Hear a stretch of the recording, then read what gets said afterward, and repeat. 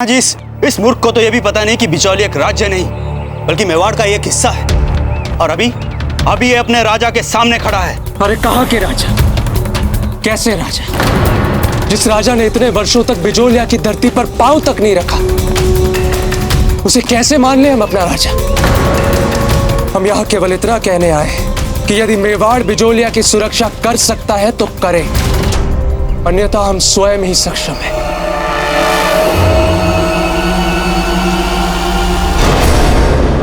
राजद्रोह की भाषा बोल रहे हैं ये। बंदी बना लिया जाए इन्हें। धमन सिंह, आप देख क्या रहे हैं?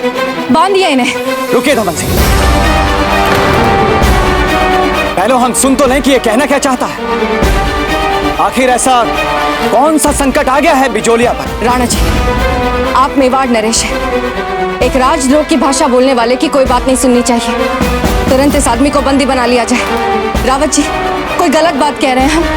और धमन सिंह जी, आप कुछ बोलते क्यों नहीं है? क्षमा कीजिए रावत जी, लेकिन इसके इस सार्वजनिक राजद्रोही अपराध के लिए हमें इसे तुरंत बंदी बनाकर कारागार में डाल देना चाहिए।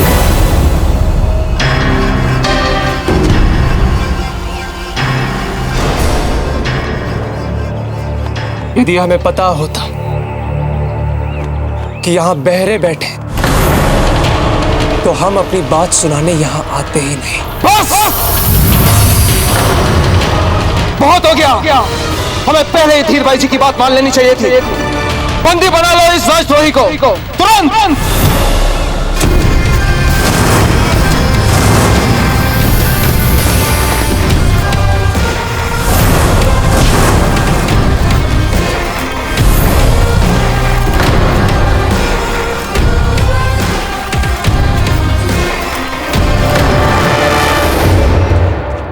पकड़ो उसे।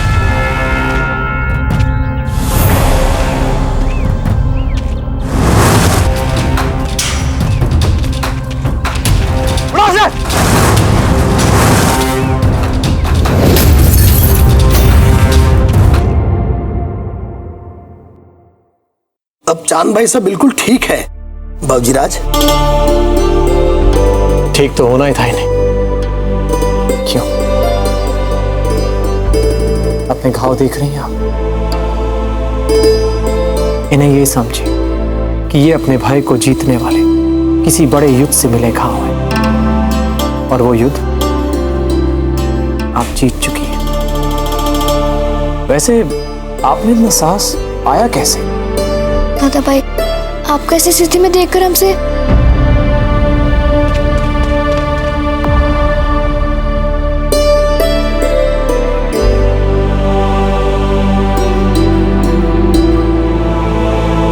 इन्हें विश्राम के लिए इनके कक्ष में ले जाया जाए।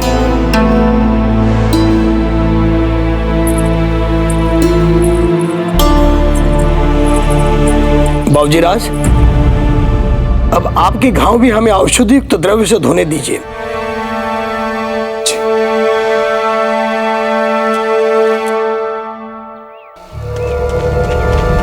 पकड़ो जाए।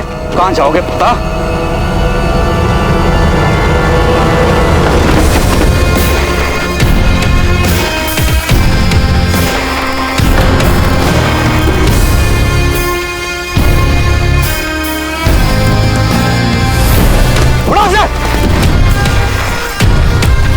यदि आप किसी संकट में घिर जाए तो इस कबूतर से हमें अपना संदेश पहुंचाना, फिर हम अपना भाप लेंगे कि हमें आगे क्या करना है।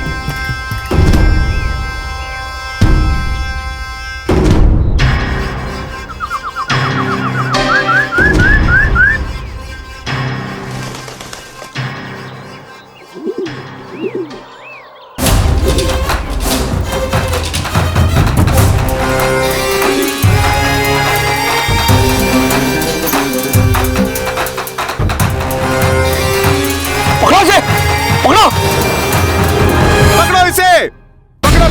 पकड़ो इस राजद्रोही को, ये भागने ना पाए। पकड़ो इस राजद्रोही को, कहीं भागने ना पाए।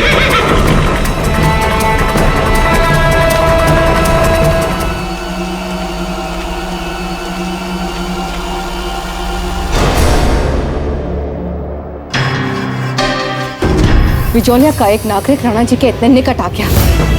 ध्यान कहाँ था आपका धमन सिंह जी? क्या काम सौंपा था हमने आपको? क्या इतनी सारी स्वर्ण मुद्राएं हम आपको इसलिए देते हैं धमन सिंह जी? क्षमा कीजिए रानी साहब, इस शहर में इतनी अधिक भीड़ हो गई थी कि सब पर नजर रखना कठिन हो गया। लड़का ना जाने कैसे कौन कहाँ से आया, कैसे आया, इसे देखना आपका काम है, हमारा नहीं। हम केवल इतना जानते हैं कि इतने वर्षों में हमने बिजोलिया और राणा जी के बीच एक अदृश्य दीवार खड़ी कर रखी है। न बिजोलिया से कोई समाचार राणा जी तक पहुंचा है और न चित्तौड़ से कोई सहायता बिजोलिया तक पहुंची है। क्या चाहते हैं आप? कि हमारे इतने श्रम को आपकी एक साधारण भूल से नष्ट किया जाए? तो ऐसा नहीं होने देंगे हम। आप चिंता ना कीजिए रानी साहब, बिचौलिया का वो विद्रोही लड़का कोई भी हिंसा कर पाए उससे पहले वो पकड़ा जाएगा और मार दिया जाएगा। फिर यहाँ क्या खड़े हैं? जाइए और अपना काम पूरा कीजिए।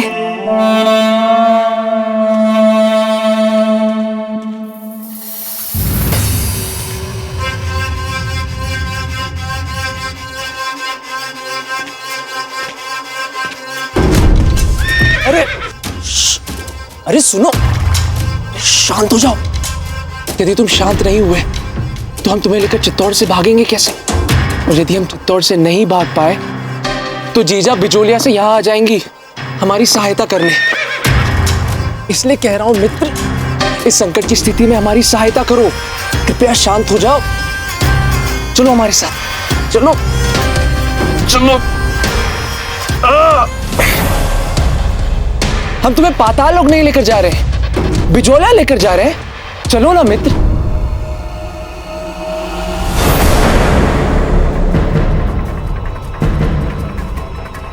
ये चित्तौड़ के अश्व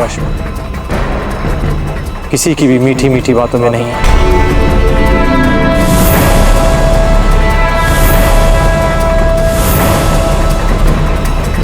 अर्थात चित्तौड़ के अश्व भी यहाँ के राज्य अधिकारियों की तरह बहरे हैं।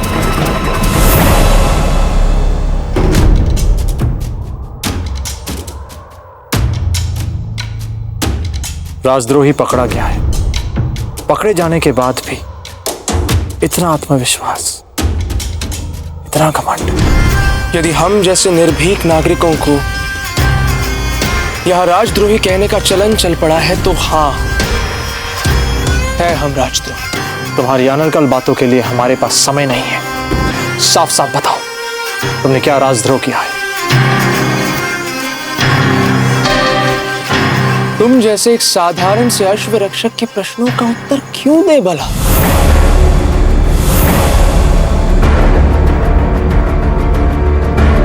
साफ साफ प्रश्नों का उत्तर दो, वरना सिपाहियों को बुला के तुम्हें बंदी बना देंगे। बताते हैं तुम्हें। वैसे भी बताना क्या है, सच तो यही है कि आज बिजोलिया का बच्चा बिजोलिया के प्रति मेवाड़ की उदासीनता से दुखी है, क्षुब्ध है।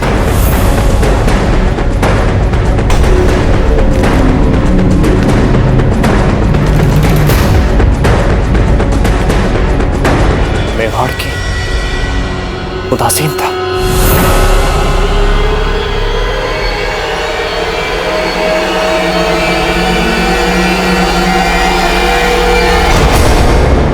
वैसे मान लो यदि अभी कुंवर प्रताप खिड़की से आकर आपके सामने खड़े हो जाएं और अपने किए के लिए आपसे क्षमा मांग लें, तो आप उनसे क्या कहेंगी? चले जाइए यहाँ से। हाँ, यही कहेंगे हम उनसे। क्या? और नहीं तो क्या, हमें क्या पता वो कैसे दिखते हैं अब। और हमें तो यही लगेगा ना कि ये कौन अपरिचित घुसा है यहाँ पर।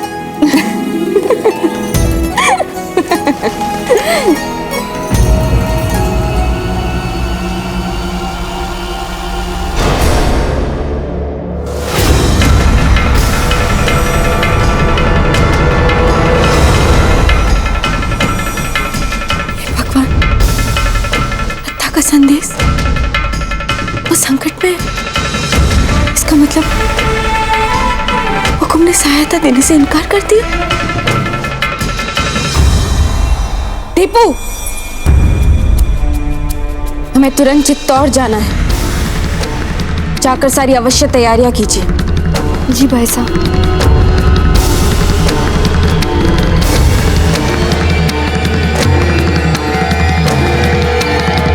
अब तुम ही बताओ, इतने न्यायप्रिय बने फिरते हैं कुंवर प्रताप, फिर बिजोलिया आते समय क्या हो जाता है उनकी न्यायप्रियता को, उनके राष्ट्र प्रेम को, प्रजा प्रेम को। और आज जब शत्रु हमारे द्वार पर बैठा हमें देखे जा रहा है, आंखें दिखाए जा रहा है, तो हम ऐसे समय में भी हमें यहां से किसी भी सुरक्षा की अपेक्षा नहीं करनी चाहिए। हम भी कैसे मूर्ख हैं, सैनिकों से भागने के अतिरिक्त यहां तुम्हें अपनी दुविधा सुना रहे हैं। बंदी नहीं बनना चाहते हो तो चुपचाप यहां से भाग जाओ। क्या तुम हमारी यहां से भागने में सहायता कर रहे हैं? नहीं, यदि हमारे कारण तुम्हें कुछ हो गया तो जीजा हमें छोड़ेंगी नहीं।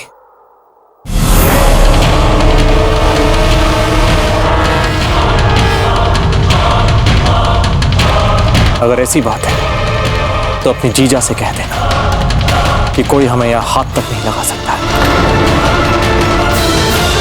अब जाओ, इससे पहले कि वो तुम्हें बंदी बना ले। जाओ यहां से।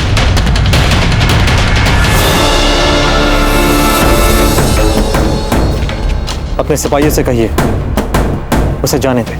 किंतु बाबूजी, राज वो राजद्रोही है और हम इस राज्य के युवराज हैं। हुक्म।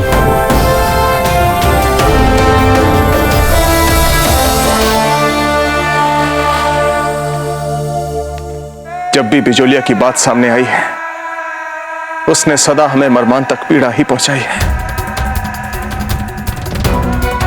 आज जब वो बिजोलिया का लड़का हमसे अपमानजनक ढंग से बात कर रहा था,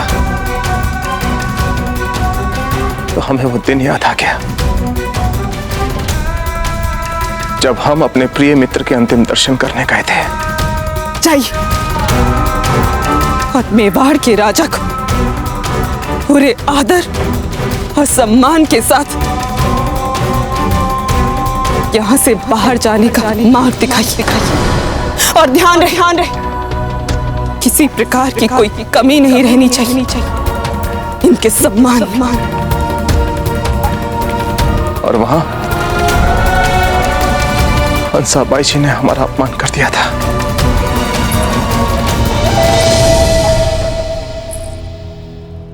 भूल जाइए पुरानी बातों को राणा जी। हमें तो आपको ये कहते हुए दुख हो रहा है कि आज सारी भूल कुंवर प्रताप की थी। अब आप ही बताइए, पट्टा को भगाने की क्या आवश्यकता थी?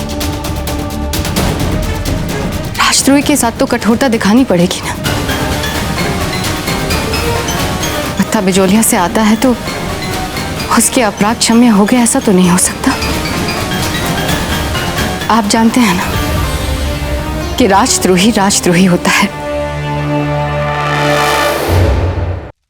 खमागणी दाजीराज।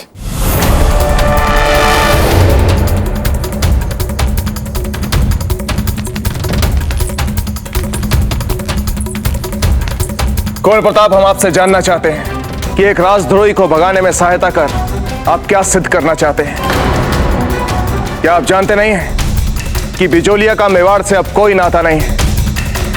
फिर कैसे होने दिया आपने?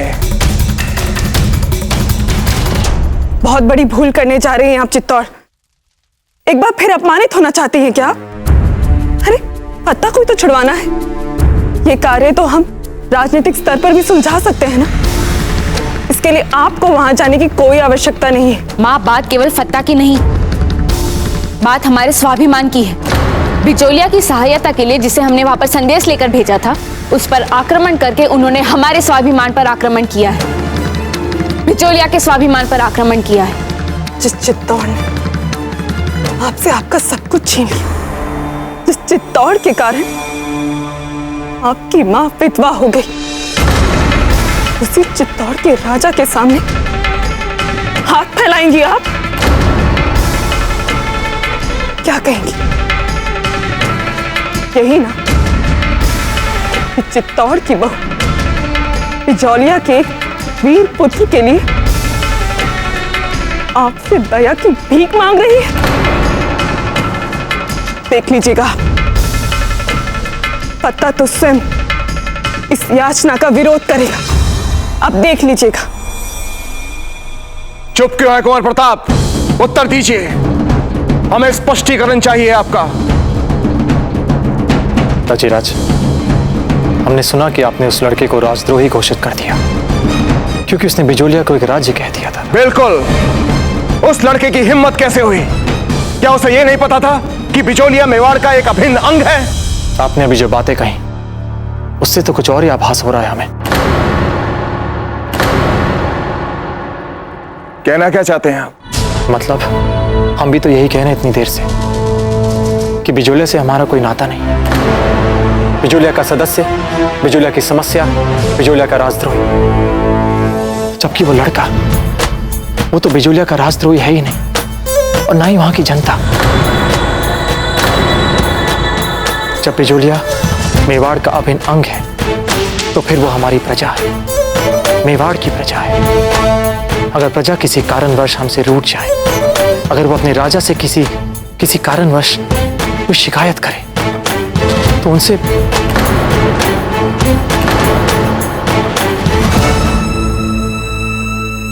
तो फिर आपके पास क्या उपाय है अपनी इस तथाकथित प्रजा की समस्या के निदान का? हम बिजोलिया जाके अपनी आंखों से देखना चाहते हैं कि वहां की समस्या क्या है, स्थिति कैसी है।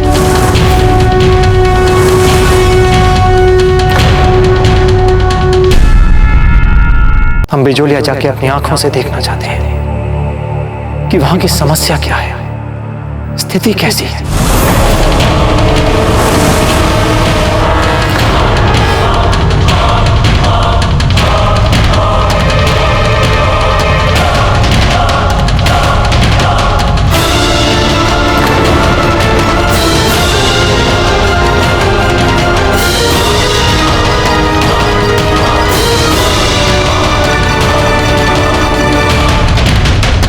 कुंवर प्रताप, हमें कुछ समय चाहिए इस विषय पर सोचने के लिए। जी तजीराज। चलते हैं रानी मां।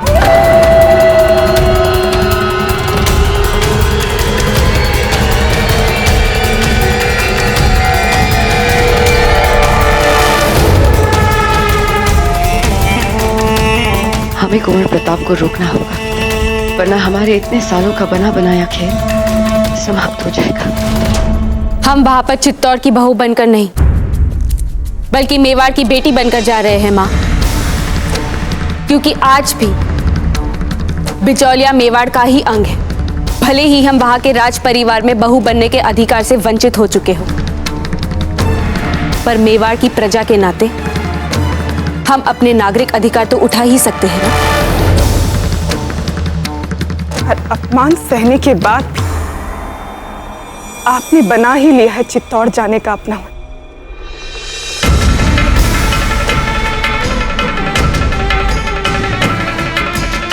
हम